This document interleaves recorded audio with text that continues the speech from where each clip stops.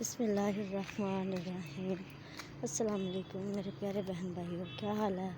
उम्मीद करती हूँ कि आप सब ठीक होंगे, अल्लाह के फजल व करम से होंगे, जहाँ भी होंगे खुश होंगे। अल्लाह आप लोगों को अपने हिफ्ज़ व अमान में रखे। और इसी छोटी सी दुआ के साथ आज का ब्लॉग शुरू करते हैं।